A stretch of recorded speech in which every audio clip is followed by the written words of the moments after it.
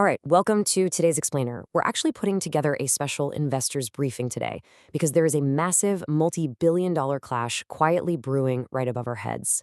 On one side, we've got Elon Musk's Starlink, who's definitely the current heavyweight champion of satellite internet. And on the other side is the Indian telecom giant Jio, led by Mukesh Ambani, who's actively mobilizing to break that exact monopoly.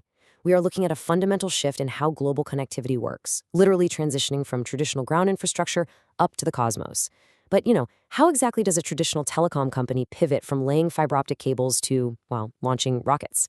And more importantly for us, what are the real financial and technical risks involved here? Let's find out. Okay, let's dive into this. Here is our roadmap for today's briefing. We'll start with the space race, move into LEO mechanics, then explore the financing playbook, look at the Indian ecosystem, and wrap it all up with our risk assessment. Starting right off with Section 1. The satellite internet space race. So for decades, our internet connectivity has been completely anchored to the ground. But traditional ground towers are fundamentally limited by geography. You simply can't build a cell tower in the middle of the Pacific Ocean, right? Or easily maintain one up in the extreme altitudes of the Himalayas or out in the freezing expanses of Antarctica. Satellite relay systems completely eliminate those geographical borders. By beaming signals down from space directly to a receiver dish, satellites become the absolute only viable option for truly borderless global coverage. And when we talk about that global coverage, there is an undisputed first mover. 12,500. That is the massive scale of Starlink's current lead. They've already wrapped the Earth in an active constellation hovering about 550 kilometers high. For some context, that is literally more active satellites than the rest of the world combined. They've successfully smoothed out the market and proved the commercial viability of high-speed space internet. Breaking into a market with an incumbent disentrenched means you really need to understand some immense engineering hurdles. Which brings us to Section 2, LEO mechanics and technical risks. Now, you might be wondering, we've had communication satellites in geostationary orbit for decades, usually just a few massive satellites covering entire continents. So why does low Earth orbit, or LEO, suddenly require thousands upon thousands of satellites? It's a critical technical question. Let's break down the mechanics of these LEO constellations. When you place a satellite in low Earth orbit, which is between 500 and 1,200 kilometers up, the signal travel time is incredibly short. This brilliantly reduces latency, so your internet actually feels fast and responsive. But here is the massive technical trade-off. Because they're so close to the Earth, their coverage footprint is way smaller, and they're moving continuously and incredibly fast relative to the ground. They aren't static. So if you're streaming a video, the satellite giving you internet is constantly flying out of range, and it has to perfectly hand off your connection to the next satellite flying into view. If that complex handoff fails, your internet drops. To ensure continuous coverage without dead zones, you absolutely need a massive swarm of satellites. Moving on to Section 3, Geo's Strategic Financing Playbook. To truly grasp the financial strategies at play here, we've got to look at the wealth disparity between the key players. Elon Musk has a staggering net worth of roughly $803 billion. That allows for a level of direct investment that frankly defies traditional business logic. He's already injected an estimated $10 billion of cash directly into Starlink. That's more than the total valuation of many large companies. On the other hand, Mukesh Ambani, while obviously incredibly wealthy, sits closer to $98 billion. So throwing $10 billion of direct cash at a single high-risk space venture just isn't viable. Because of that, Geo requires a highly structured alternative corporate funding strategy to even compete.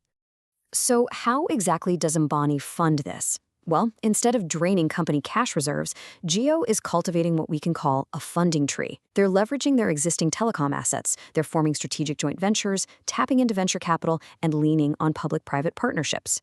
But arguably the most powerful tool in the Indian corporate arsenal to generate this much cash this quickly is the issuance of corporate bonds.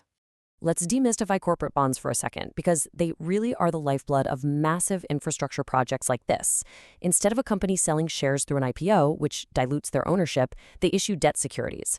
They're essentially asking the public or institutional investors for a massive loan. In exchange, instead of giving away company equity, they promise a fixed percentage interest return over a set period of time. It's exactly how massive telecom providers leverage debt to fund inorganic, explosive growth without giving up an ounce of control. And this brilliantly illustrates the viability of that exact strategy in the Indian market right now. We've seen major corporate giants successfully raise immense capital this way. For instance, Adani Enterprises recently issued public bonds that were rapidly oversubscribed. Similarly, the Indian Railway Finance Corporation, a government arm, just raised 2,840 crore rupees through a 10-year bond offering a 7.25% return.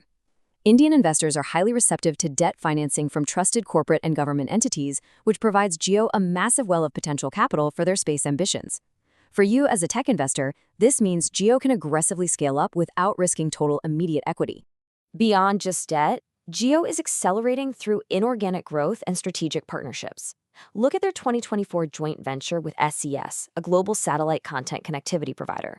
Reliance Industries secured a 51% controlling stake, leaving SES with 49%.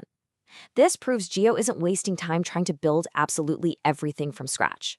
They're essentially buying their way to the starting line, securing international partnerships so they can leapfrog the early stages of development and immediately gain a foothold in global telecommunications markets.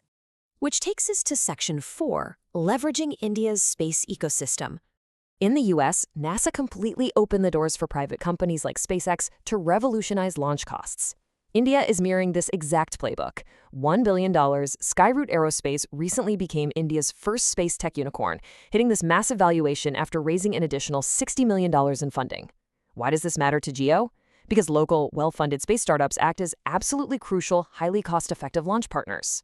Let's look at Skyroot's rapid evolution to see why they're such an incredible asset. Founded just back in 2018 by Pawan Kumar Chandana and Naga Bharaf Thadaka, they've already successfully launched India's first privately developed rocket, the Vikram S. And right now, they're actively developing the much more advanced Vikram 2. By having a maturing private space ecosystem right in their own backyard, Geo gets a massive competitive edge in launch logistics. They won't have to rely entirely on foreign rockets or overburdened government agencies like ISRO. They basically have a dedicated, cost-effective launch pad being built locally. And that brings us to Section 5, the final risk assessment. First off, investors really need to recognize that Geo is treating this with the utmost seriousness. They have assembled a heavy-hitting executive space task force. This isn't just some side project. It's being directly led by Mukesh Ambani himself, alongside top brass like Reliance President P.K. Bhatnagar and Geo Platform's CEO Matthew Oman. This highly organized task force is already actively submitting operational files to the Indian Department of Telecommunications. They are fully mobilized and ready to go. Now, what's really interesting about this slide is the sheer terrifying scale of the global competition waiting for them. Starlink already has an incredibly ambitious plan to deploy 34,000 satellites.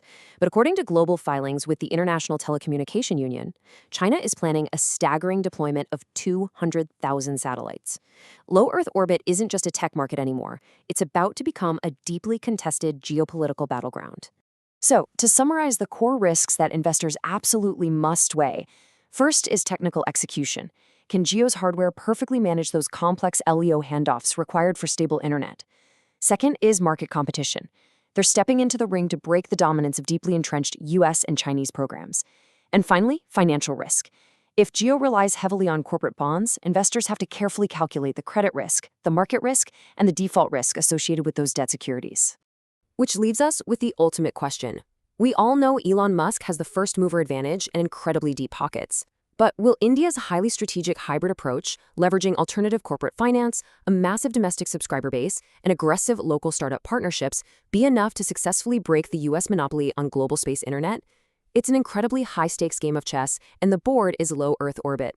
Thanks so much for joining me on this explainer. I hope this briefing gave you some critical clarity. Keep an eye on the skies, and we'll see you next time.